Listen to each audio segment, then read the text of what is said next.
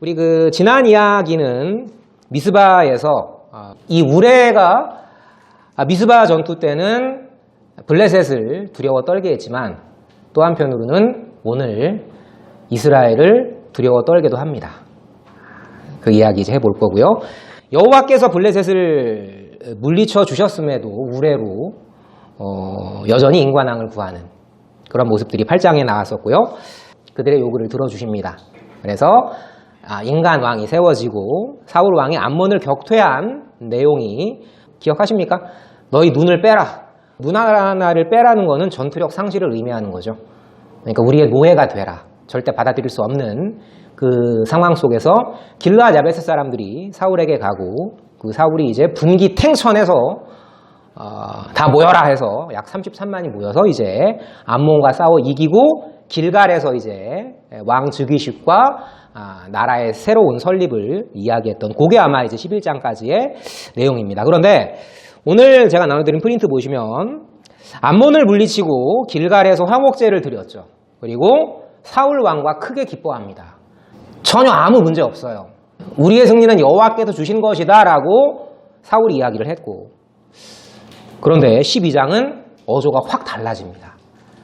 왜일까? 그럼 이 기뻐한 것은 잘못된 것이냐? 하나님 나라는 의와 평강과 희락, 기쁨이라고 했는데 기뻐한 게 잘못된 겁니까? 물어볼 수 있겠죠. 미리 말씀을 드리면 잘못된 거예요. 잘못된 기쁨이었어요. 왜인지는 보도록 하겠습니다. 어쨌거나 우레는 이방 대적에만 치신 것이 아니라 오늘 이스라엘의 경고로도 우레가 사용이 되죠. 승리 후 화목제에 진실이 있었습니다. 좀 표현이 거칠지만 이겁니다. 보이지 않는 여호와는 내가 필요할 때 도와주는 뒷방 늙은이. 아버지 제 인생 간섭하지 마시고요. 그냥 제가 필요할 때 용돈이나 주세요. 저희한테 물려주시고 돌아가세요. 여러분 이런 맥락이었습니다. 자, 전형적인 도우심의 공식은 부르짖음과 응답하심이었죠.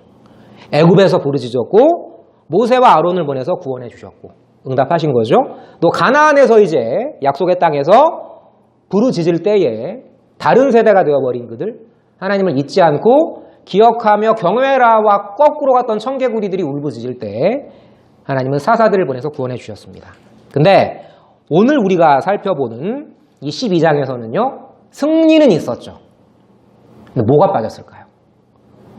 왜 하나님은 그 기쁨을 잘못된 기쁨이라고 말씀하고 계신 걸까요? 찾지 않았어요. 여러분 집요할 정도로 하나님은 나만 바라봐, 나에게 외쳐, 나를 향하렴, 이것을 강조하십니다. 제가 나침반 비유를 여러 번 드렸지만 나 있는 곳을 늘 향해, 그 방향성이 기도야, 이 얘기를 계속 하시는 거죠. 근데 이 고장난 나침반들은 계속 남쪽 가고 서쪽 가고 북쪽 가고 지 멋대로 왔다 갔다 하는 거죠. 자, 이 12장은 사무엘이 이제 왕적인 제사장 자리에서 물러나면서 이제 마지막에 이제 대통령이 그만두면서 고별사하는, 물론 이후에도 사무엘은 조언, 정치적인 조언을 하지만 이건 공식적으로 물러나면서 하는 마지막 멘트였어요. 자, 보이지 않는 왕을 향한 불신, 무슨 이야기입니까?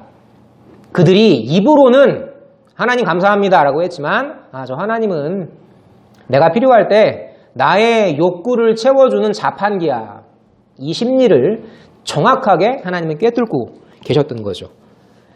그 12장 12절을 잘 보게 되면 이 이야기를 정확하게 사무엘이 짚어요.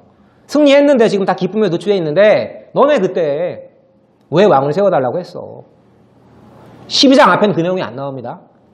근데 12장에 가서야 사무엘이 그때 이야기하는 거예요.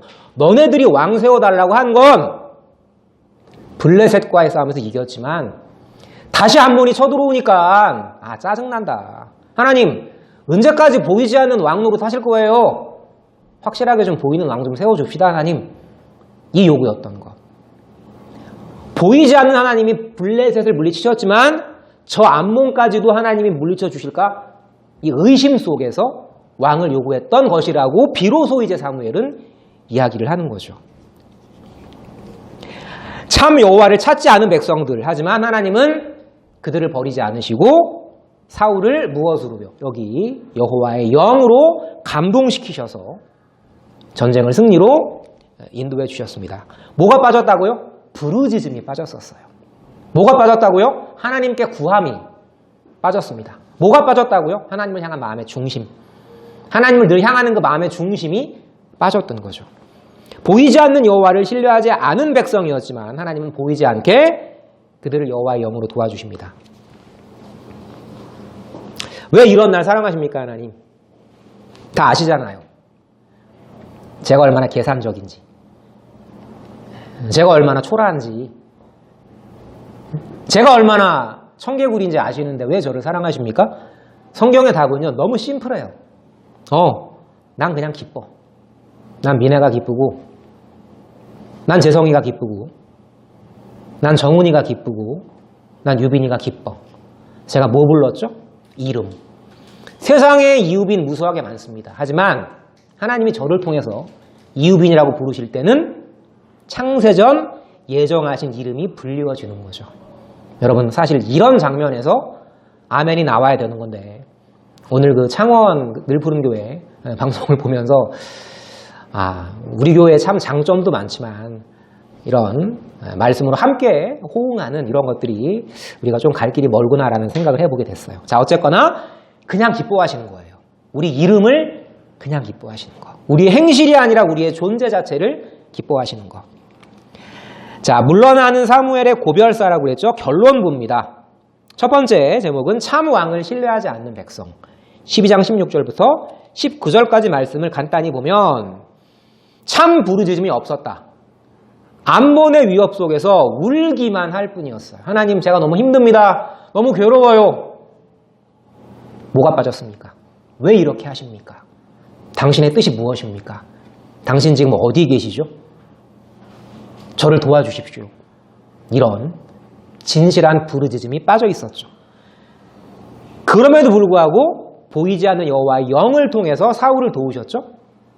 그럼 백성 입에서 뭐가 나와야 돼요? 우리는 하나님을 잊었지만 하나님이 사울을 감동시키셔가지고 우리를 도우셨구나. 이게 아니라, 야, 사울더러 왕 될 자격이 없다고 한 놈 누구야? 나와, 내가 죽여버리겠어. 이런 아주 유치한 눈에 보이는 왕을 누가 공격했느냐? 여러분, 진짜 왕이 누구죠? 그걸 잊어버린 거죠. 사울 의심한 놈 나와가 백성의 이야기였지. 주님 감사합니다. 이 모든 역사를 하나님이 우리의 불순종에도 불구하고 승리로 인도하셨네요. 이 말이 나오긴 나오죠? 누구 입에서? 사울 입에서만 나와요. 참 고백이 없었습니다. 사울의 여호와께서 구원 베푸심은 나중에 사울의 행동을 보면 전형적인 립 서비스에 불과하다. 하나님의 다스리심에 대한, 하나님 나라 통치에 대한 고백이 없었죠. 그래서 승리라고 생각한 그날에 하나님은 준엄한 경고를 하신 겁니다. 하나님, 이런 날 왜 경고하십니까? 화목제도 드렸잖아요. 어떤 화목제예요? 진짜 하나님이 받으신 화목제였을까요? 네 일방적인 네 좋은 화목제였죠. 암몬의 침공에 여호와가 우리 왕이지만 우리를 다스릴 왕이 필요하다. 이 이야기 하나님이 못 들으셨을까요? 어디서 거짓말을 해요? 거친 말로. 어디서 약을 팝니까? 하나님은 모든 마음을 감찰하사 모든 의도를 다 아시는데요. 오늘의 착각입니다. 그들은 사울 왕에 취해서 하나님을 잊었어요. 승리에 취해서 승리의 주관자를 잊었습니다. 우리 마찬가지죠. 오늘 방송 친구들 참 수고 많이 했지만 때로는 내가 헌신하고 나면 뿌듯해요. 그래. 내가 열심히 뛰었지. 땀 흘렸지. 내 땀 냄새가 향기롭습니다. 근데 뭘 놓치면 안 되는 거예요? 너에겐 헌신할 기회를 주신 것뿐이야. 헌신의 기회를 못 받은 사람도 있어. 자랑하지 마. 하나님을 참 왕으로 신뢰하지 않은 건 남의 이야기가 결코 아니죠. 여기 서 있는 저를 포함해서 항상 우리는 그래도 내가 뭔가 이런 부분은 낫죠, 하나님. 저 사람 저거 틀렸어요, 하나님. 제 생각이 맞을 거예요, 하나님. 이런 끊임없는 자기 중심에 대한, 내가 중심이 되어야 한다라는 이 교만한 생각에 대한 도전은 사탄의 역사죠. 우레는 블레셋 아닌 이스라엘에게도 떨어졌습니다. 여러분, 출애굽기 14장에도요 똑같은 이야기가 나와요. 너희는 가만히 서서 내가 여호와됨을 알지어다. 어떤 장면이었죠? 홍해바다 갈라지기 전에 모세가 막 백성들의 불만이 빗발치니까 어쩔 줄 몰라 할 때 모세를 감동하셔서 백성에게 하신 말씀이죠. 너희는 가만히 있어. 가만히 서서 하나님이 어떻게 일하시는지를 봐. 이건 긍정적인 가만히 서서였죠. 근데 오늘 이 12장은 부정적인 가만히 서서 하나님 하시는 일을 봐. 여호와는 너희를 위해 싸우시기도 해. 출애굽 당시처럼. 하지만 여호와는 너희를 향해 싸우시기도 해. 이해가 안 되세요, 여러분? 우리를 사랑으로 치실 때 전사 여호와는 이방 대적을 물리치시기도 하지만 나를 향해서 매를 든 아버지로 다가오시기도 하는 거죠. 그건 죽으라는 채찍이 아니라 너를 살리기 위한 채찍. 하나님은 자비의 하나님이시지만 공의의 하나님이시기도 하다. 밀배는 건조기라는 것은 비가 안 내릴 때예요. 이 때 아닌 우레와 비는 백성들에게 퍼뜩 이 생각이 나게 했을 거예요. 언제? 미스바 때는 그 우레가 블레셋을 치는 경고였는데 그 승리였는데 오늘은 이 우레가 우리를 향해 치는구나. 이걸 이제 극적인 대비로 깨달았겠죠. 제가 오늘의 이제 키워드가 아버지를 향한 믿음을 하나님이 심어주신다. 이제 이 내용이지만 25년 동안 했던 제 그 친구 같은 요건 제가 영상에서 뺄 거예요. 게임 중에서 저를 지탱했던 멘트가 하나 있었어요. 몰락의 시작은 패배가 아니라 분노다. 여러분 그 게임을요 정말 로딩하지 않고 에딧하지 않고 정직하게 하잖아요. 그럼 난이도가 올라갑니다. 특히 시뮬레이션 게임들은 그래요. 이상하게 내 팀의 한 포지션만 작살이 나고 이상하게 심판 판정이 나한테 계속 불리한 판정이 반복이 되고 이상하게 팀 간 케미스트리가 깨지고 계속 돌발적인 상황들이 생겨요. 뭐 1년 내내 구단 매각 뉴스가 계속 뜨고 그럼 애들이 멘탈이 나가거든. 여러분 그때 내가 정말 우리 팀이 89분 내내 압도하고 0대 0으로 비기는 것도 아니고 카운터 어택으로 역습으로 한 골 먹고 우리 팀이 졌을 때 여러분 이때 감독이 어떤 멘트를 내야 될까요? 그때 그 억울함을 누르고 불운한 패배가 아니라 그 패배를 못 견뎌야 하는 분노. 너희 자식들아 이렇게 이제 감독이 그때 헤어드라이를 시전하면 팀은 망하는 겁니다. 컴퓨터 알고리즘은요 그걸 정확하게 파고들어요. 그때부터 팀의 몰락이 시작되는 거예요. 그리고 이제 이건 불운이었어 하고 다시 세이브 파일을 불러오죠. 그럼 그 게임을 지우게 됩니다.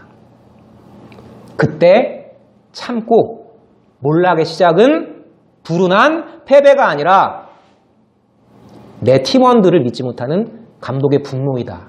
그때 팀원들을 다독일 때 그 한 명 한 명의 팀원들은요 감독을 신뢰해요.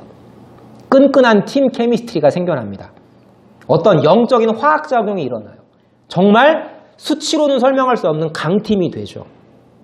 제가 게임 얘기를 하는 게 아니라 여러분 그렇게 믿어줄 수 없는 정말 불운하게 0대1로 패배한 선수를 믿어줄 때 그들의 열정이 생긴다라는 그 단순한 원리를 하나님이 모르실까요? 믿어주지 못할 백성들을 믿어주실 때 믿어주지 못할 아들을 믿어줄 때 아버지를 향한 내가 저 아버지를 기쁘게 해드려야지 이 마음이 생겨난다라는 걸 인간 감독도 아는 걸 하나님이 모르실까요? 정확히 아십니다. 몰락의 시작은 패배가 아니라 분노였고요. 그리고 반등의 시작은 승리가 아니라 불운한 패배 때 선수를 믿어주는 그 감독의 믿음. 그게 팀을 바꿔요. 이는 우리가 믿음으로 행하고 보는 것으로 하지 아니함이라. 이 믿음이 뭐죠? 제가 선물이라고 그랬죠. 이건 논리로 설명할 수 없는 것이지만 우리가 논리로 설명할 수 없는 일이 생길 때 이 믿음은 우리에게 확인이 됩니다. 제가 지난주에 계단에서 우리 친구 하나를 붙잡고 이 이야기를 했던 것 같아요. 아버지가 아프시지만 그때 하나님은 네 안에 계신 믿음을 확인하게 하실 거라고. 여러분, 우리에게 주신 믿음은요, 놀랍습니다. 절대 꺼지지 않아요. 언제요?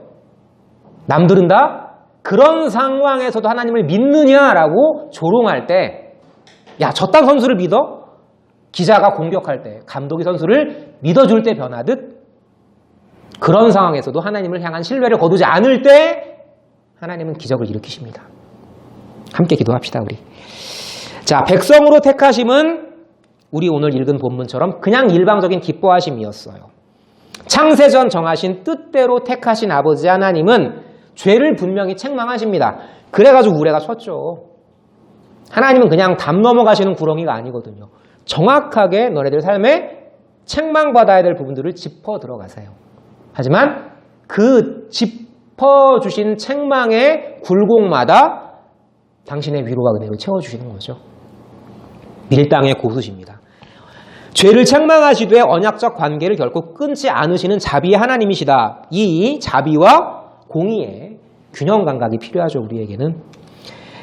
자, 하나님은 이런 불신했던 백성들, 불순종했던 백성들, 내 이익을 따라서 왕을 세우려고 했던 이런 모습들을 분명히 책망하시되 백성됨 자체를 취소하지 않으신다. 기회를 주십니다. 다시라는 이름의 기회를 주세요. 내가 게임 중독이어도, 내가 또 취업에 실패해도, 내가 또 직장 상사한테 쿠사리를 먹어도 하나님은 그때 여러분 안에 계신 성령 하나님이 계신 그 성령의 믿음을, 예수님의 믿음을, 아버지의 믿음을, 아버지가 주신 믿음을 확인하게 하십니다. 중독이어도 좌절이어도 너는 마음을 다해서 여호와만 따르면 돼. 너는 반드시 나를 향하게 되어 있어. 확신을 주십니다. 넌 명예로운 이름을 가지고 있어. 내가 언약의 신실한 나 여호와 이름의 명예 때문에 너를 버리지 않는 것처럼 너도 네가 받은 아들이라는 이름이, 딸이라는 이름이 하찮아 보여도 어느 순간 내가 하나님 아들이구나, 내가 하나님 딸이구나라는 그 확신이 너를 붙들고 너를 세상과는 구별되는 명예로운 자존감으로 세운다라는 걸 알게 될 거야. 이 말씀 반드시 하십니다. 삶 가운데에서. 여러분, 우리는 명예로운, 세상과는 구별되는 아버지의 훈장을 단 하나님의 아들들입니다. 성경의 믿음은요, 감정이 아닙니다, 여러분. 기억이에요. 무슨 기억이요? 어떤 기억입니까? 나를 믿어줄 만한 상황이 아닌 때 믿어주신 아버지의 기억, 믿어주심의 기억이 믿음입니다. 단순하죠? 우리의 선입견은요, 아버지의 기쁨은 나의 변화된 행위일 거다. 예, 이것도 기뻐하십니다. 아들로 거듭났으니까 뭔가 증명해 보려는 그 시도 아름다워요. 하지만 더 중요한 성경이 말하는 아버지의 기쁨은 너라는 존재 자체. 우리 기억이 가물가물하시겠지만 스바냐 말씀 다 잊어버려도 뭐 하나 기억나시죠? 너희 하나님 여호와가 너희 가운데 계시니 그는 구원을 베푸실 전능자시라. 그가 너를 잠잠히 사랑하시며 그가 너를 기뻐하시며 그가 너를 기뻐하심으로 노래 부르시리라. 이유가 있습니까? 그냥 기뻐하시는 거예요. 이 단순한 복음이 우리를 움직이는 거죠. 아버지의 기쁨은 너라는 존재 자체이다. 먼저 기뻐하시기 때문에 아들의 믿음이 자랍니다. 오늘 이 고별사의 핵심은 자기 백성 삼으심을 기뻐하셨다. 마음 아프지만 여러분들은 이 말씀 듣고 이제 문 닫고 교회 밖을 나서게 되면 또 하나님을 잊고 살겠지만 여러분, 우리가 왜 하나님을 잊어버리죠? 아니, 정확히 말해봅시다. 왜 우리는 하나님을 잊게 되죠? 네가 잊을 그때에 너는 잊었지만 내가 너를 잊지 않는다라는 것을 넌 확인하게 돼. 여러분, 오해하지 마세요. 하나님에 대한 기억 자체가 중요한 게 아닙니다. 그 기억을 통해서 우리를 계속 하나님께로 인도하시는 성령의 역사가 중요한 거지, 우리의 기억 자체는 때로는 들어왔다가 나갔다가. 여러분, 나이 드신 분들만 치매인가요? 우리도 다 영적인 치매예요. 이거 다 알잖아, 진리. 알지만 우리는 때로는 어느 순간 내가 중심에 딱 아버지 자리에 앉아있고 내가 왕의 자리에 앉아있잖아. 이런 영적 치매는 그 자체가 질병이 아니라 나의 부족함을 통해서 하나님께 진실이 무릎 꿇게 하는 거룩한 하나님의 통치 방법이죠. 그게 하나님 나라의 통치 방법입니다. 너희는 하나님을 버렸지만 하나님은 너희를 버리지 않으신다. 신뢰로 자란 믿음은 형제를 위한 기도로 향하게 됩니다. 우리 복음을 정리할 때 나는 죽고 예수로 살며, 그게 끝이 아니라고 그랬죠. 일반 교회는 거기까지만 이야기를 합니다. 하지만 하나님 나라 언약을 바라보는 우리는 뭘 바라보는 거예요? 나라가 혼자입니까? 나 혼자 나라예요? 아니잖아. 나는 죽고 예수로 살며 나를 못 믿을 나를 믿어주신 아버지를 기억하면서 저 못 믿을 형제를 믿어주는 거. 나는 죽고 예수로 살며 형제를 살리는 그 모습이 진짜 하나님 나라의 완성이죠. 죄라는 것은요, 아들로 증명하지 못한 행위가 아닙니다. 하나님 나라 백성 가족인 것을 잊어버리는 것. 이게 죄예요. 죄는 하나님이 싫어하시는 것이지만 너네들의 그 비윤리적인 행위도 물론 싫어하시지만 더 싫어하시는 것은 너네들이 하나라는 것을 잊어버리는 것. 응? 오른팔이 피 흘리는데 왼팔이 가만히 있는 것. 응? 똑같은 머리에 명령을 받는데 응? 저 지체에 땀 흘림을 보고 뭐 그럴 수 있는 거지. 네가 좋아서 하는 거잖아. 아니요, 여러분. 오른손이 왼손에게 감사하는 건 머리에게 감사하는 거지 오른손에게 감사하는 게 아니라고. 어른들에게 여러분 공경하시고 부모님께 감사하시고 여러분들을 도와준 형제에게 감사를 표시하세요. 하나님을 향한 감사합니다. 사무엘이 마지막으로 당부하죠. 나는 너희를 위한 기도를 쉬는 죄를 범하지 않겠다. 너희 믿음을 위해 기도할게. 너희도 마음을 다해서 여호와를 섬겨. 돌이킨 후에 형제를 굳세게 해. 이건 누구 이야기죠? 굉장히 맥락이 비슷합니다. 얘들아, 내가 너네들을 위해서 기도하기를 쉬지 않았어. 그러니까 돌이킨 다음에 네 형제를 구해. 네 형제를 믿어줘. 이게 베드로에게 예수님이 하셨던 말씀이죠. 똑같습니다. 왜 그렇죠? 사무엘의 이 스토리는 사무엘의 스토리가 아니라 우리를 끝까지 믿어주시는, 우리를 위해 기도하시는 예수님에 대한 그림자잖아요. 진짜 이 몸뚱아리는 예수님이시고 사무엘의 기도는 우리를 향한 예수님의 기도를 미리 보여주는 거죠. 여러분들이 기도에 게을러도요, 저의 생생한 체험담입니다. 어떤 때 그런 게 느껴집니다. 아버지께서 날 위해 기도하시는구나. 내 어머니께서 날 위해 기도하시는구나. 내 지체가 날 위해 기도하는구나. 영적인 감각이 살아있으면 그런 게 느껴집니다, 여러분. 이상한 이야기 아니에요. 누군가 널 위해 기도하네라는 그 찬송은요, 절대 그냥 공연불로 지어낸 찬송이 아닙니다. 우리는 하나이기 때문에, 한 머리에 붙은 한 지체이기 때문에 서로를 위한 기도를 어렴풋이나마 느낄 수 있어요. 구원의 뿌리는 감성적 긍휼이 아니라 언약적 긍휼입니다. 아들의 구원과 회복이 목적이라면 아버지가 기다리다가 지치시겠구나 이 생각을 할 텐데, 우리의 구원과 회복은 부차적인 목적이고 그런 구원과 회복을 통해서 아버지 이름의 영광을 드러내시는 것, 당신 이름의 명예를 위해서 우리를 붙드신다는 걸 알 때 우리는 진정한 안식과 평안을 누릴 수 있는 거죠. 나를 보고 내가 믿을 수 있는 존재라는 것이 아니라 이런 못 믿을 나를 지속적으로 믿어주신 아버지의 은혜의 경험, 나뿐만 아니라 내 형제들, 나와 내 형제뿐만 아니라 우리 앞서 살았던 믿음의 선조들, 그들을 긍휼히 품으셨던 역사를 기억하면서 우리는 참 안식을 누릴 수 있는 거죠. 언약적 긍휼이 있기 때문에 인내에 풍성하신 사랑은 변하지 않는다. 믿을만 하지 못한 아들을 향한 체념과 포기가 아닌 신실하신 아버지 긍휼의 사랑. 하지만 언약적 긍휼의 사랑은 오늘 본 것처럼 제일 마지막 멘트 기억하시죠? 멸망할 거야. 이 말씀 듣고 그래, 일주일 동안 자유롭게 살아, 괜찮아. 시간 허비하고 이상한 세이브 파일이 계속 불러오고 계속 너네 좋은 대로 시간 허비해도 괜찮아. 그런데 내가 너를 사랑하기 때문에 네 발등에 불이 떨어질 때가 있을 거야.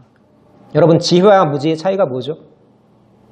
지혜는 맞기 전에 깨닫는 거죠. 선배들과 믿음의 선진들의 교훈을 통해서. 하지만 무지는 뭐죠? 맞고 나서야 깨닫는 거죠. 둘 다 버리지 않으십니다. 그런데 저는 여러분들이 조금 더 지혜롭게 세월을 아끼라 때가 악하니라 그 말씀처럼 조금만 더 여러분 욕심 부리지 마시고요. 여러분들이 평생 못 끊습니다. 제가 장담해요. 지금 좋아하는 것들. 근데 저는 이렇게 말씀드리고 싶어요. 즐겨. 괜찮아. 하지만 어떤 게 1순위인지는 항상 기억해. 그리고 너네들을 꼭 반드시 돌아오게 하신다라는 것. 그리고 더 중요한 건 여러분들은 반드시 예수 중독자로 살게 된다라는 것. 명심하세요. 한 가지만 제가 더 당부를 드리면 여러분들을 즐겁게 해주는 인생의 즐거운 것들 있죠?